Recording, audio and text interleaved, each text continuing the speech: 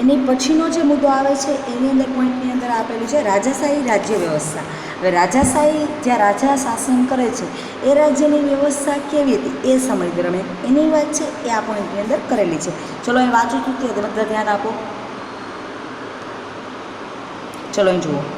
જે રાજ્યતંત્રમાં રાજા મુખ્ય હતા તે રાજાશાહી રાજ્યતંત્ર કહેવાતા હતા. મેં તમને કીધું કે જે રાજ્યની અંદર રાજા છે એ પોતે શાસન કરતા હતા, એટલે કે રાજા જ્યાં મુખ્ય હોય એ રાજાશાહી રાજ્યતંત્ર કહેવાતું હતું. આ સમયમાં મહાજન પદો વચ્ચે સત્તા માટે હરીફાઈ રહેતી હતી. આ સમય દરમિયાન મહાજન જે પદો હતા એ વચ્ચે સત્તા માટે છે એ પોતે કોણ સત્તા ઉપર આવશે, કોણ નહીં આવે, કે આ વ્યક્તિ આવવું જોઈએ, આ રીતના એકબીજાને અંદરો અંદર છે એ હરીફાઈ રહેતી હતી. જેમાં મુખ્યત્વે 4 શક્તિશાળી રાજ્યતંત્ર મગધ, કૌશલ, વત્સ, અવંતી વચ્ચે વિશેષ સ્પર્ધા રહેતી હતી. હવે જો આ 4 રાજ્યો વચ્ચે છે એ પોતે સ્પર્ધા રહેતી હતી કે કયા કયા 4 રાજ્યો મુખ્ય હતા, તો કે મગધ છે, કૌશલ છે, વત્સ છે, અવંતી છે. આ 4 રાજ્યો વચ્ચે સ્પર્ધા રહેતી હતી, જેમાં આખરે મગધ શક્તિશાળી રાજ્ય તરીકે પ્રખ્યાત હતું. હવે એમાં સૌથી વધારે 4 રાજ્ય હતા, એમાંથી સૌથી વધારે શક્તિશાળી રાજ્ય છે એ કયું હતું, તો કે મગધનું રાજ્ય. મગધ છે એ સૌથી શક્તિશાળી રાજ્ય હતું. હવે તમને અહીંયા આપેલું છે, તમને બધાને દેખાય છે ને, જો અહીં વાંચું છું, ધ્યાન આપો. મગધ એ દેખાય છે ને, જો અહીં વાંચું છું તે ધ્યાન આપો.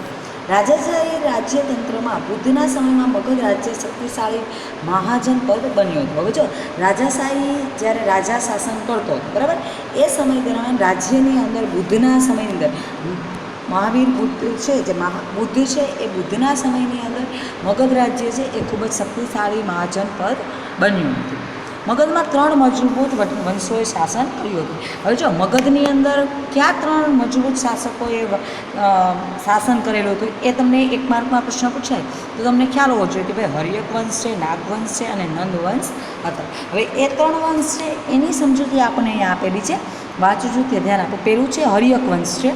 આ વંશનો સ્થાપક બિંબિસાર નામનો રાજા હતો. હવે તમને 1 માર્ક જો ધ્યાન રાખજો, બધાએ ખાસ એક વસ્તુ ધ્યાન રાખજો કે આ જેની અંદર કે આ રાજા હતા, કોનું શાસન હતું, કે સમય દરમિયાન કરવામાં આવેલું હતું, કે આ રાજ્યની અંદર તો આવા ઘણા બધા પ્રશ્નો તમને 1 માર્કની અંદર છે કે MCQ છે કે ખાલી જગ્યાની અંદર પૂછાતા હોય છે. એટલે ખાસ હું વાંચું છું કે આ બધા ધ્યાન આપો. એવું થાય તો નોટબુક હાથમાં રાખો અને નોટ કરતા જવાની, બરાબર. અથવા ના નોટબુકમાં લખવું હોય તો સ્વાધ્યાયપોથીમાં એ બધી વસ્તુઓ આપેલી જ છે. જો ધ્યાન આપો. હર્યક વંશ છે એનો સ્થાપક છે એ બિંબિસાર નામનો રાજા હતો. મગધની રાજધાની તરીકે રાજગૃહ એટલે ગિરિવ્રજ હતી. મગધની રાજધાની તરીકે છે એ કયું હતું તો કે ગિરિવ્રજ હતી, એની રાજધાની હતી, જે ગંગા અને સોન નદીના કિનારે આવેલી હતી. હવે એ હર્યક વંશની જે રાજ્ય હતું, બરાબર, એ કઈ નદીના કિનારે હતું કે ગંગા અને સોન નદી કિનારે આવેલું હતું. તેના પછી તેનો પુત્ર અજાતશત્રુ શાસન પર આવ્યો હતો. હવે જો બિંબિસાર પછી ખાસ યાદ રાખજો, બિંબિસાર પછી એનો પુત્ર અજાતશત્રુ છે એ શાસન પર આવ્યો હતો. તેણે પાટલીપુત્ર એટલે કે પટનાને રાજધાનીનું સ્થાન બનાવ્યું હતું. હવે એણે શું કર્યું હતું કે પાટલીપુત્ર એટલે કે પટનાને પોતાની રાજધાનીનું સ્થાન બનાવેલું હતું. તેણે વજ્જીસંઘ સાથે યુદ્ધ કરી લીછવીઓને હરાવ્યા હતા અને મગધનો રાજ્ય વિસ્તાર કર્યો હતો. હવે જો તેણે શું કરેલું હતું, અજાતશત્રુએ શું કરેલું હતું, પાટલીપુત્રને રાજધાનીનું સ્થાન બનાવ્યું, બરાબર. પછી તેણે છે એ વજ્જીસંઘ સાથે યુદ્ધ કર્યું અને લીછવીઓની જે જાતિના લોકો હતા, લીછવી રાજ્યના હતા, એ લોકોને હરાવ્યા હતા અને મગધનો રાજ્ય વિસ્તાર છે એ કર્યો હતો. મગધને ખૂબ જ વિશાળ રાજ્ય વિસ્તારમાં પરિવર્તન કરેલું હતું. એની પછી આપેલું છે નાગવંશ છે. નાગવંશની અંદર છે એ હર્યક વંશ બાદ હર્યક વંશ પછી છે એ નાગવંશ આવે છે, સત્તા પર આવ્યું, જેમાં શિશુનાગ નામનો બૌદ્ધ ધર્મ સાથે સંકળાયેલ રાજાનો સમાવેશ થાય છે. હવે જો હર્યક વંશ બાદ નાગવંશ આવે છે અને એની પછી એનો શાસક કોણ તો કે જેમાં શિશુનાગ નામના બૌદ્ધ ધર્મ સાથે સંકળાયેલા રાજા છે એ પોતે શાસન કરવા માટે આવે છે. એની પછી આવે છે નંદવંશ છે. મહાપદ્મનંદ દ્વારા સ્થાપિત નંદવંશ સૌથી શક્તિશાળી વંશ હતો. મહાપદ્મનંદ દ્વારા છે એ નંદવંશની સ્થાપના થઈ હતી અને ખૂબ જ શક્તિશાળી હતા. મહાપદ્મનંદ ભારતનો સૌપ્રથમ સામ્રાજ્ય નિર્માતા ગણાય છે.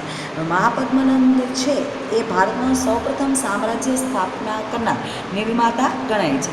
તેના સમયમાં મગધ ભારતનું સૌથી શક્તિશાળી રાજ્ય બની ચૂક્યું હતું. હવે એના સમયની અંદર ભારત છે એ સૌથી શક્તિશાળી રાજ્ય બની ગયું હતું. સિકંદરના ભારત પરના આક્રમણ સમયે મગધ પર નંદવંશનો ધનનંદ નામનો રાજા શાસન કરતો હતો. હવે જો સિકંદરે ભારત પર જ્યારે આક્રમણ કર્યું, બરાબર, એ સમય દરમિયાન મગધ ઉપર નંદવંશનો જે ધનનંદ નામનો રાજા હતો એ સમય દરમિયાન શાસન કરતો હતો. એટલે કે ધનનંદ છે એ સમય દરમિયાન રાજા હતો. સમજાઈ ગયું બધાને? ચલો, એની પછી આપેલું છે ગણરાજ્ય આપેલું છે, એ જુઓ. દેખાય છે બધાને? ચલો સેજ, હા હવે દેખાણું? ચલો અહીં ધ્યાન આપો. ગણરાજ્ય એટલે લોકો દ્વારા પ્રત્યક્ષ કે પરોક્ષ પદ્ધતિ વડે ચૂંટાયેલા વડા દ્વારા શાસિત રાજ્ય. હવે ગણરાજ્ય કોને કહેવામાં આવે છે? પહેલી વસ્તુ તો એ વસ્તુ છે કે લોકો દ્વારા પ્રત્યક્ષ રીતના કે પરોક્ષ રીતના જે કોઈ ચૂંટણી કરવામાં આવે છે એના દ્વારા જે વડા સ્થાપિત થાય છે અને એ વડા જે શાસન કરે છે એ શાસિત રાજ્ય જે હોય છે એ રાજ્યને ગણરાજ્ય કહેવામાં આવે છે. ગણરાજ્ય પ્રાચીન રાજ્ય વ્યવસ્થા તથા શાસન પદ્ધતિનું નોંધપાત્ર લક્ષણ હતું. હવે આ ગણરાજ્ય છે એ પ્રાચીન રાજ્ય વ્યવસ્થા, જૂની પ્રાચીન એટલે જૂનું, જૂની જે રાજ્ય વ્યવસ્થા છે તથા શાસન પદ્ધતિનું નોંધપાત્ર લક્ષણ હતું. ગણનો સામાન્ય અર્થ સમૂહ થાય છે. હવે ગણ છે એ શબ્દ છે એનો સામાન્ય અર્થ શું થાય છે? તો કે સમૂહ થાય છે. એક કરતાં વધારે સભ્યો સંખ્યાની મદદથી ચાલતું રાજ્ય એ ગણરાજ્ય કહી શકાય છે. હવે જો એક કરતાં વધારે સભ્ય સંખ્યાની મદદથી જે ચાલતું રાજ્ય હોય છે એ રાજ્યને ગણરાજ્ય કહી શકાય છે. એટલે કે એકથી વધારે વ્યક્તિ એની અંદર શાસન કરતા હોય, એટલે કે સાથે જોડાયેલા હોય. ક્યાં પી ગયા આપણે? ગણરાજ્ય કહેવાય છે, શાસિત રાજ્ય કહે છે. ગણરાજ્ય પ્રાચીન રાજ્ય વ્યવસ્થા તથા શાસન પદ્ધતિનું નોંધપાત્ર લક્ષણ હતું. ગણનો સામાન્ય અર્થ સમૂહ થાય છે. મેં તમને કીધું ને, ગણનો સામાન્ય અર્થ શું થાય છે? તો કે સમૂહ થાય છે. એક કરતાં વધારે સભ્ય સંખ્યાની મદદથી ચાલતું રાજ્ય, એક કરતાં વધારે સભ્યથી ચાલતું શાસન, બરાબર, એ ગણરાજ્ય કહી શકાય છે. આ સમયે કેટલાક એવા પણ રાજ્યો હતા કે જેમાં રાજાને જનતા દ્વારા પસંદ કરવામાં આવતો હતો. હવે જો એ સમય દરમિયાન એવા ઘણા બધા રાજ્યો હતા કે એ રાજ્યની અંદર રાજાને છે એ જનતા દ્વારા એટલે લોકો દ્વારા પસંદગી કરવામાં આવતી હતી. જેમ અત્યારે આપણે લોકશાહી પદ્ધતિ છે એ જ રીતના એ સમય દરમિયાન પણ ઘણા બધા લોકો દ્વારા છે એ રાજાની પોતાની જાતે પસંદગી કરવામાં આવતી હતી. આવા રાજ્યને ગણરાજ્ય કહેવામાં આવતું હતું. આવા જે રાજ્યો છે એને ગણરાજ્ય કહેવામાં આવતું હતું. એની પછી આપણે જોઈન્ટ પછીની લીટીમાં વાંચું ત્યાં ધ્યાન આપો. જેમાં વૈશાલીના લીછવીઓ, કપિલવસ્તુના શાક્યો, મિથિલાના વિદેહ, કુશીનારાના મલ્લો વગેરે પ્રજાઓના ગણરાજ્યો હતા. હવે જો આ બધા જેમાં વૈશાલી છે એને લીછવી જાતિના લોકો છે, કપિલવસ્તુના શાક્યો છે, મિથિલાના વિદેહ છે, કુશીનારાના મલ્લો છે વગેરે પ્રજાઓના ગણરાજ્યો હતા. આ પ્રકારની રાજ્ય વ્યવસ્થા છે, આ જે પ્રકારની રાજ્ય વ્યવસ્થા હતી, બરાબર. હવે જો એની અંદર તમને આ જે આપેલું હતું કઈ કઈ જાતિના હતા, બરાબર. હવે એની અંદર જો હું તમને કહું કે લીછવી છે એ પ્રજા હતી, બરાબર.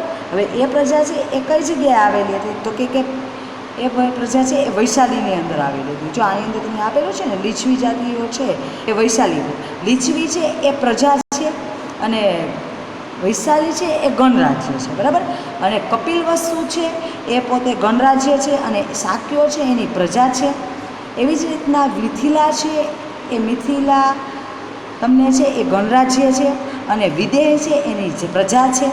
કુશીનારા છે એ ગણરાજ્ય છે અને મલ્લો છે એની પ્રજા છે. સમજાય કે બધાને? પ્રજા કઈ છે અને ગણરાજ્ય ક્યાં છે? આ બે નામની અંદર તમને સ્પષ્ટતા મેં તમને આપી દીધી. ચલો અહીં ધ્યાન આપો. આ પ્રકારની રાજ્ય વ્યવસ્થામાં પ્રત્યેક સભ્યોને રાજા જેવો દરજ્જો આપવામાં આવતો હતો. હવે આની અંદર છે એ સમય દરમિયાન દરેક પ્રકારની રાજ્ય વ્યવસ્થાની અંદર પ્રત્યેક સભ્ય હોય છે એ રાજાને જેટલું માન સન્માન આપવામાં આવતું હતું એ રીતના રાજાની નીચે કોઈ બી સભ્ય હોય એ બધા લોકોને છે એ રાજા જેવું માન સન્માન આપવામાં આવતું હતું. હવે એની પછી તમને અહીંયા કોષ્ટક આટલું જાણો આપેલું છે. એની અંદર તમને એમ આપેલું છે કે ગણ છે, ગણ અને સંઘ એ બે શબ્દ આપેલા છે. ગણ એટલે શું થાય છે કે એક શબ્દ છે એ ઘણા સભ્યોવાળા સમૂહ માટે વપરાય છે. ગણ છે એ એકથી વધારે લોકો હોય છે એના માટે એ શબ્દ વપરાય છે. ગણ એટલે કે જૂથ અથવા તો સમૂહ. હવે જૂથ કે સમૂહની અંદર તમને લોકોને ખ્યાલ જ છે કે કોઈ એક વ્યક્તિને આપણે એમ કહેવાય કે આ એક છે એ સમૂહ છે. એકથી વધારે વ્યક્તિ હોય એને સમૂહ કહેવાય કે જૂથ કહેવાય છે, બરાબર. એવી જ રીતના સંઘ કે સંગઠન. સંઘ છે એ સંઘ એટલે કે સંગઠન અથવા સભા, બરાબર. કોઈ બી સંસ્થા છે કે સંગઠન છે એને સંઘ કહેવામાં આવે છે, બરાબર. હવે આપેલું છે વૈશાલી વજી રાજ્ય. હવે વૈશાલીનું વજી રાજ્ય છે, બરાબર. એની અંદર આપેલું છે રાજ્ય સત્તા મહારાજ્યો આસપાસના પ્રદેશો તાંબે કરીને પોતાની સત્તા વધારવા અને સામ્રાજ્ય સ્થાપવાની મહત્વાકાંક્ષા રાખતા હતા. હવે જે રાજ્ય સત્તાઓ છે એ પોતાની સામ્રાજ્ય સ્થાપવા માટે પોતે ઈચ્છા ધરાવતા હતા. આ જોઈને લીછવી, વજી, જ્ઞાતુક, વિદેશ, શાક્ય, મલ વગેરે 8 કે 9 જાતિના લોકોએ પોતાનું રક્ષણ કરવા જે સંઘરાજ્ય સ્થાપ્યું એ વજીસંઘ નામે ઓળખાયું હતું. હવે જો સાંભળો, આ જે રાજ્ય છે ને, જો આની અંદર શું આપેલું છે, પ્રદેશો તાબે કરીને પોતાની સત્તા વધારવા સામ્રાજ્ય સ્થાપવાની મહત્વાકાંક્ષા રાખતા હતા. હવે એની અંદર આ 8 કે 9 જાતિના લોકો છે એ પોતે પોતાનું રક્ષણ કરવા માટે એક અલગ રાજ્યની સ્થાપના કરે છે, બરાબર. રક્ષણ કરવા જે સંઘ રાજ્ય સ્થાપ્યું, બરાબર, એને વજીસંઘ નામે ઓળખાયું હતું. હવે એને વજીસંઘ નામે ઓળખવામાં આવેલું હતું. એ સંઘ રાજ્યનું મુખ્ય સ્થાન લીછવીઓનું પાટનગર વૈશાલી હતું. હવે એ સંઘ રાજ્ય છે એનું મુખ્ય સ્થાન છે એ લીછવીઓનું જે પાટનગર છે એ વૈશાલી હતું. આથી તેને વૈશાલીના વજીસંઘનું ગણરાજ્ય કહેવામાં આવતું હતું. આથી તેને વૈશાલીના વજીસંઘનું છે એ પાટનગર ગણવામાં, વૈશાલી છે એ શું છે, ગણરાજ્ય છે. મેં તમને પહેલાં વાત કરેલી હતી, બરાબર. એક ગણરાજ્ય છે એ મેં તમને વાત કરેલી હતી, બરાબર, કહેવામાં આવતું હતું. ગણરાજ્યના રાજ્ય વહીવટનું, જો ગણરાજ્યના રાજ્ય વહીવટનું સંચાલન, જો અહીં આપેલું છે, જુઓ, સંચાલન છે એ સભા દ્વારા થતું, જેના કારણે તેને ગણતંત્ર કહેવામાં આવતું હતું. હવે જો એનું જે શાસન છે એ સંચાલન સભા દ્વારા થતું હતું, જેને ગણતંત્ર કહેવામાં આવતું હતું. ગણરાજ્યમાં રાજ્યની બધી સત્તા સભ્યો પાસે રહેતી હતી. હવે જો ગણરાજ્યની અંદર જે રાજ્યની બધી સત્તા હતી એ સત્તા સભ્યો પાસે રહેતી હતી. સભામાં સભ્યો બેસતા અને બધા કામકાજ ગણસભામાં રજૂ થઈને બહુમત કે સર્વાનુમતે પસાર થતા હતા. હવે જો સભામાં દરેક સભ્યો છે એ પોતે એકસાથે બેસતા, પછી જે કોઈ કામકાજ છે ગણસભાના જે કોઈ રજૂઆત કરેલા પ્રશ્નો હોય છે એ બધા દરેક લોકો છે એ સાંભળતા અને પોતપોતાના મત અનુસાર છે બહુમતથી છે અને સર્વાનુમતે એટલે બધાના મત અપનાવીને સાંભળીને અંતે નિર્ણય લેવામાં આવતો હતો.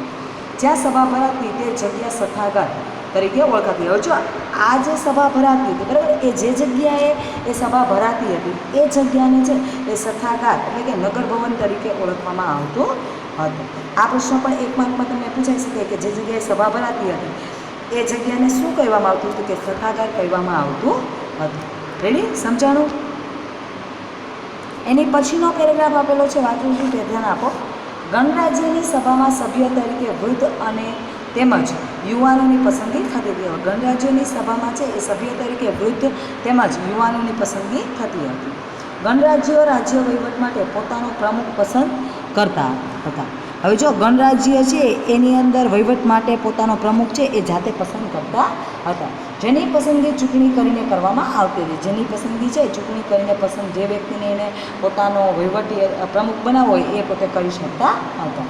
ગણરાજ્યમાં પ્રત્યેક સભ્યને રાજા ગણવામાં આવતો હતો. ગણરાજ્યની અંદર દરેક સભ્ય હોય છે એ સભ્યને આપણે અત્યારે વ્યવસ્થાની અંદર કોઈ એક જ રાજા હોય, એના નીચે કર્મચારીઓ હોય છે, એ રીતના અલગ હોય છે. પરંતુ આ સમય દરમિયાન આમાં ગણરાજ્યની અંદર છે એ રાજાની નીચે જે કોઈ સભ્ય હોય છે એ દરેક લોકોને છે એ રાજા જ ગણવામાં આવતું હતું.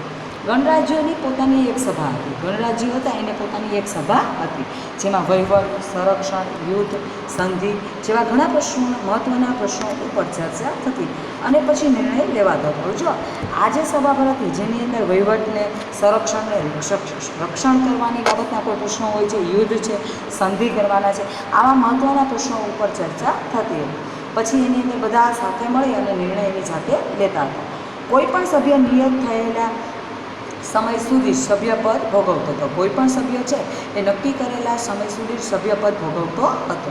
ગણરાજ્યના પ્રમુખને એક કાર્યવાહક સમિતિ રાજ્ય વહીવટમાં મદદ કરતી હતી. હવે ગણરાજ્યમાં પ્રમુખને એક કાર્યવાહક સમિતિ રાખવામાં આવતી અને એ સમિતિ છે એ રાજ્યના વહીવટ માટે એને મદદ કરતી હતી.